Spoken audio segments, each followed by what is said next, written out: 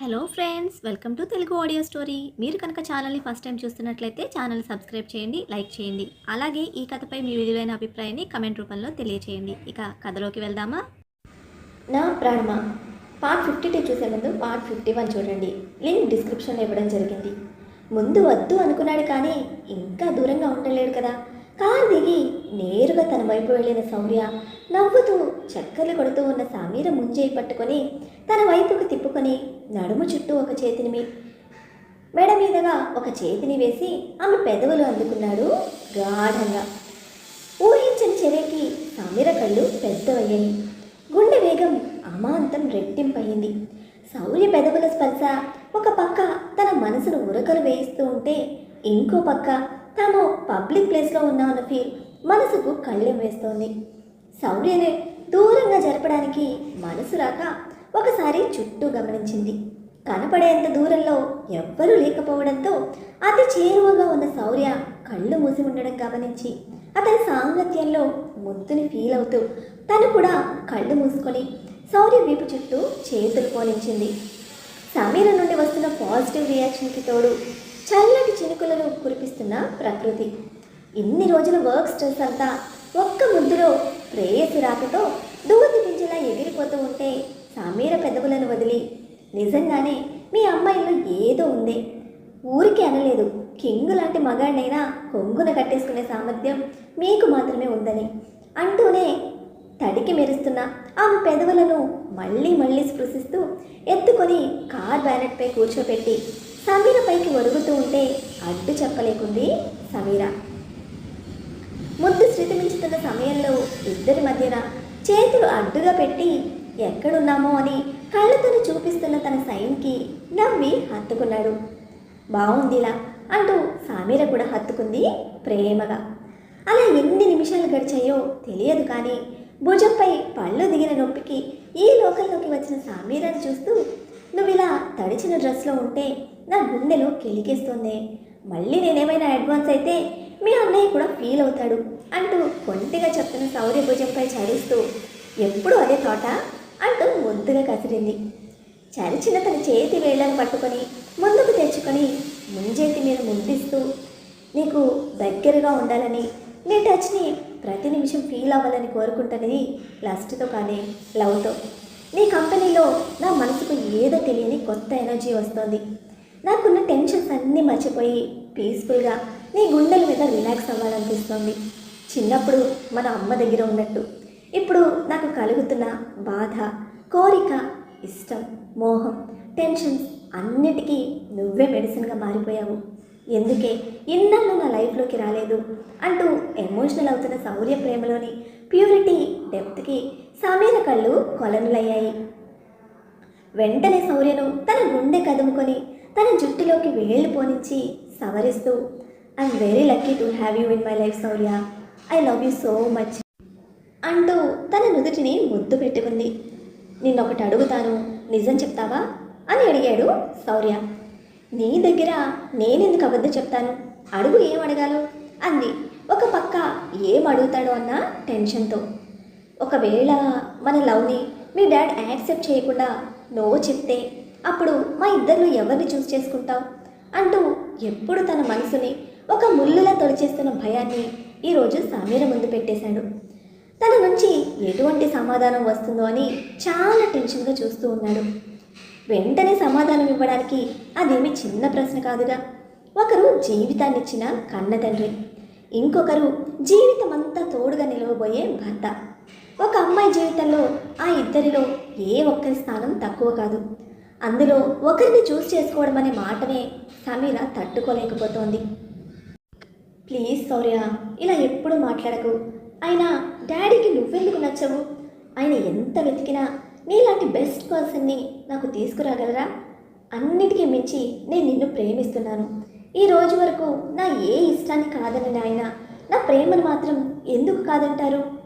ఈ ప్రాణం ఆయన ఇచ్చింది, ఇప్పుడు ఆ ప్రాణం నువ్వుగా మారిపోయావు. నేను వదులుకోవడం అంటే నన్ను నేను కోల్పోవడమే. అటువంటి సిచ్యువేషన్ వస్తే లైఫ్ అంతా ఇలానే ఉంటాను, కానీ నా మెడలో ఇంకొకరి తాళి కట్టలేరు అని తన నిర్ణయాన్ని స్థిరంగా చెప్పింది. ఈ టాపిక్ని ఇంకా పెంచడం ఇష్టం లేని శౌర్య ప్రాబ్లం వచ్చినప్పుడు కాలమే సొల్యూషన్ చూపిస్తుంది అని నమ్మి, సారీ సమీ, నిన్ను అనవసరంగా మూడౌట్ చేస్తున్నట్టున్నాను అంటూ వెళ్దామా అని అడిగాడు. ఇంకాసేపు ఉందాం అంది అమాయకంగా. పైన కూర్చోయితే కాళ్ళు నొప్పుతాయి అంటూ మళ్ళీ బ్యానెట్ పైన కూర్చోపెట్టి తన ముందే నిల్చున్నాడు శౌర్య. సూటిగా ఇంకా ప్రేమగా చూస్తున్న శౌర్య కళ్ళకి చేతులు అడ్డు పెట్టింది సమీర. నవ్వుతూ ఆ చేతులు పట్టుకొని ఏమైనా మాట్లాడు అంటూ సమీర పక్కనే కూర్చున్నాడు. మీరే చెప్పండి అంటూ శౌర్య భుజానికి తల పెట్టుకొని ఇద్దరి చేతులను జత చేసింది సమీర. అవి చూస్తూ ఫింగర్స్ టైట్ చేసి, ఏముంటుంది, రొటీన్ లైఫ్, అమ్మ నాన్న చెల్లి, చిన్నప్పటి నుండి మాతో ఉంటున్న ఆద్య, ఇదే నా వరల్డ్. ఇప్పుడు వాళ్ళతో పాటు నువ్వు, నా భార్యగా నా ఇంట్లో తిరిగే మూమెంట్ కోసం వెయిట్ చేస్తాను బేబీ అంటూ సమీర తలపై ముద్దు పెట్టుకున్నాడు. సమీరకి రిషి మాటలు గుర్తొచ్చాయి ఆద్య గురించి చెప్పడం. అదే విషయం అడిగింది.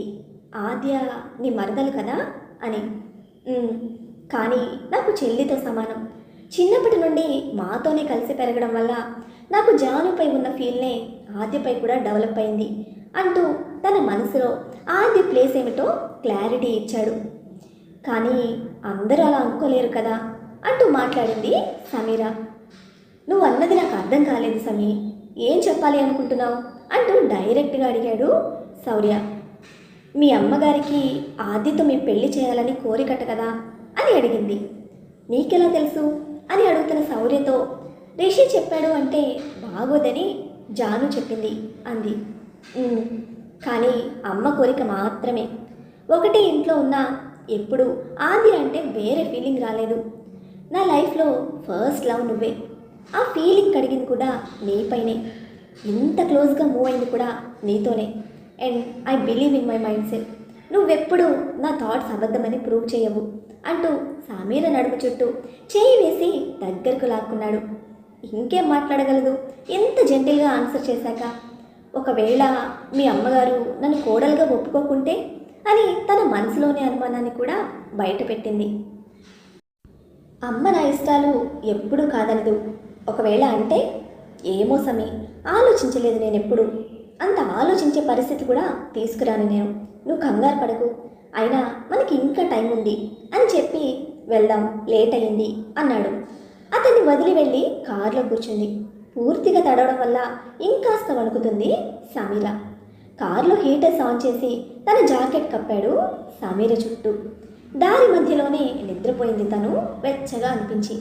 రూమ్కి తీసుకువెళ్ళాక సమీర బట్టలు మార్చాలి అనుకున్నాడు. కానీ బాగోదేమో అని ఆగిపోయాడు. ఉమెన్ సర్వీసెస్ కోసం చూశాడు కానీ వాళ్ళు కనిపించకపోయేసరికి సమీరని బెడ్పై పడుకోబెట్టి తనకి బెడ్షీట్ కప్పి నుదుటిన ముద్దు పెట్టి వెళ్ళబోతున్న శౌర్య చేతిని నిద్రలోనే పట్టుకొని తన చెంప కింద పెట్టుకుంది సమీర.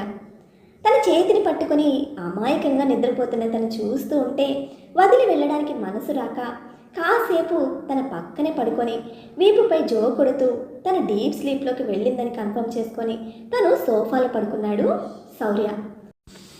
తనని 2 వారాల పాటు సస్పెండ్ చేసినట్లు ఉన్న లెటర్ ఆమె చేతిలో పెట్టి, నీ రేంజ్ పెద్దది కావచ్చు కానీ పేషెంట్స్ ప్రాణాలతో టైం పాస్ చేస్తూ ఉంటాను అంటే చూస్తూ ఊరుకోను, సారీ టు సే దిస్ అని చెప్పి అతను వెళ్ళిపోతే జానుకి కళ్ళలో నీళ్ళాగలేదు.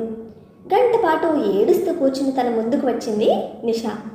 You deserve this miss Jahnavi, ఇంకా ఏడుస్తావు ఫ్యూచర్లో కూడా, నా మ్యాటర్లో ఇన్వాల్వ్ అయ్యి నన్ను కెలికినందుకు అని చెప్పి వెళ్ళిపోయాక కానీ అర్థం కాలేదు అదంతా నిషా పనని.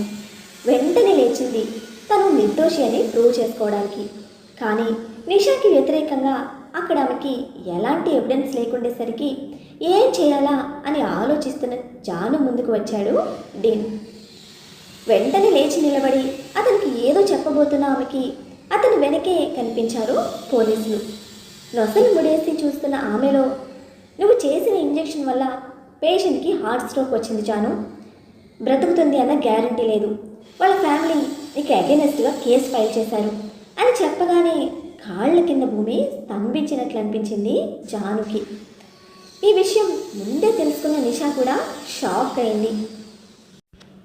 జానుని ఇరికించాలి అనుకుంది కానీ ఆవిడికి అంత సీరియస్ అవుతుందని నిషా కూడా అనుకోలేదు.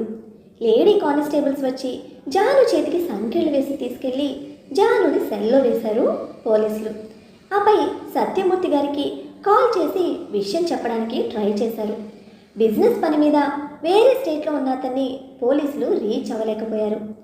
జాను తల్లికి ఇన్ఫామ్ చేస్తామంటే అమ్మ హార్ట్ పేషెంట్ వద్దని వాళ్ళని సెల్లో నుండే ఆపేసింది జాను. మరి ఎవరికి చేయమంటారు అని అడిగిన పోలీస్ మాటకి జాను తలదించుకుంటే డబ్బును శబ్దం చేస్తూ అమ్మా అని అరిచిన అరుపుకి తలెత్తి చూసింది. మళ్ళీ ఎదురుగా రిషి. పోలీస్ టేబుల్ దగ్గర కింద పడి ఉంది నిషా. ఏమైందో అర్థం కాక చూస్తున్న తన ముందుకు వచ్చిన రిషిని చూసి చప్పున కన్నీళ్లు పెట్టుకుంది జాను. ఆమె కన్నీళ్లు తుడిచి I'm with you Janu, don't cry అని చెప్పి ఎటువంటి స్ట్రాంగ్ ఎవిడెన్స్ లేకుండా జానుని జైల్లో పెట్టినందుకు మిమ్మల్ని ఏం చేయాలి అని పోలీసులపై విరుచుకుపడ్డాడు Rishi. Mind your voice mister. ఆ అమ్మాయి తప్పు చేసింది. పేషెంట్ తాలూకు కంప్లైంట్ ఫైల్ అయింది కాబట్టే అరెస్ట్ చేశాం. మేమని తమ బాధ్యతలు చెప్పుకుపోతున్న వాళ్ళకి ఒక డెడ్లీ లుక్ ఇచ్చి తన ఫోన్లో సేవ్ చేసిన సీసీటీవీ ఫుటేజ్ చూపించాడు. దాంట్లో జాను చెప్పినట్టుగానే రిపోర్ట్ రాసి మెంటల్గా ఉన్న నిషాకి చూపించి ఆమె ముందే ఇంజెక్షన్ ఇవ్వడం, తరువాత నిషా వెళ్ళిపోతే పేషెంట్స్ పల్స్ చెక్ చేసి వాటర్ కోసం జాను అక్కడ నుండి వెళ్ళడం, ఆపై నిషా అక్కడికి వచ్చి రిపోర్ట్ చేంజ్ చేసి ఏదో ఇంజెక్షన్ ఎవ్వరికి కనపడకుండా ఇవ్వడం వెంటనే జరిగిపోయాయి. సీసీ కెమెరా దూరంగా ఉండడం వల్ల తమని ఫోకస్ చేయదని ధైర్యంగా తప్పు చేసిన నిషాకి ఆ వీడియో చూసి మైండ్ బ్లాంక్ అయితే పోలీసుల ముందు రిషి ముందు తల దించుకొని నిలబడింది. ఇప్పుడు చెప్పండి ఎవరిది తప్పని రిషి రెట్టించగానే అక్కడి వాళ్ళంతా సైలెంట్ అయిపోయారు. ఇన్ని రోజుల పరిచయంలో రిషి ఎంత వైలెంట్గా మాట్లాడగలడు అని చూస్తున్న జాను రిషికి అఫీషియల్గా పడిపోయిందనే చెప్పాలి. సారీ సార్, మాకు వచ్చిన కంప్లైంట్ని బట్టి మేము కేసు ఫైల్ చేశాం. ఇనీషియల్గా మేము చేసిన ఎంక్వైరీలో కూడా ఈమె ఇన్ఛార్జ్ అయిన నిషా ఇంకా డీన్ కూడా ఆమెను ట్రీట్ చేసింది డాక్టర్ జాను అని చెప్పడం వల్ల దాన్ని ప్రైమరీ ఎవిడెన్స్గా తీసుకొని జానుని కస్టడీలోకి తీసుకున్నాం. But we should have search for concrete evidence. మా నుండి జరిగిన ఈ నెగ్లిజెన్స్కి సారీ అంటూ ఎక్స్క్యూజ్ అడిగాడు అక్కడున్న sub inspector. Try to do your duty perfectly. Doctors చేతిలోనే కాదు మీ చేతుల్లోనూ కొన్ని లైఫ్స్ ఉంటాయి. ఈరోజు మీరు చేసిన మిస్టేక్కి తన కెరీర్ ఎండ్ అయిపోయి ఉండేది అంటూ జాను అంటూ తన వైపు చూశాడు. పోలీసులు జానుని సెల్ నుండి రిలీజ్ చేసి క్షమాపణ కోరారు. ఆ తర్వాత నిషాకి గంట పాటు క్లాస్ పీకి తనని సెల్లో లాక్ చేశారు. నిజం చెప్పాలి అంటే ఆ ఒక్క ఇన్సిడెంట్తో తన మెడికల్ కెరీర్ అంతా స్పాయిల్ అయిందనే చెప్పాలి. జానుకి నిషాపై జాలి కలిగింది. కానీ ఎవరు చేసిన తప్పుకు వాళ్ళ బాధ్యులని రిషితో పాటు బయటకు వచ్చింది. ఇంకా ముభావంగా ఉన్న తనని చూసి కార్కి ఆనుకుని నిలబడి హ్యాండ్స్ ఫోల్డ్ చేసుకుంటూ ఏంటి మేడం ఇంకా సాడ్గా ఉన్నారా అని అడిగాడు. థ్యాంక్ యూ రిషి, చాలా భయపడ్డాను. లైఫ్ ఎండ్ అయిపోయినట్టు అనిపించింది అంటూ కన్నీళ్లు పెట్టుకుంటున్న జాను టీయర్స్ తుడిచి అది నువ్వు చేయనప్పుడు నీకెందుకు భయం? అయినా అది నువ్వు చేయలేదని ప్రూవ్ చేయడానికి ఎందుకు ట్రై చేయలేదు జాను అన్నాడు. ఆ మాటకు తేరుకొని రిషి వైపు చూసింది. ఏం ఆలోచిస్తున్నావు? అంతా సడన్గా జరిగిపోయింది రిషి. నేను షాక్లో ఉండిపోయాను.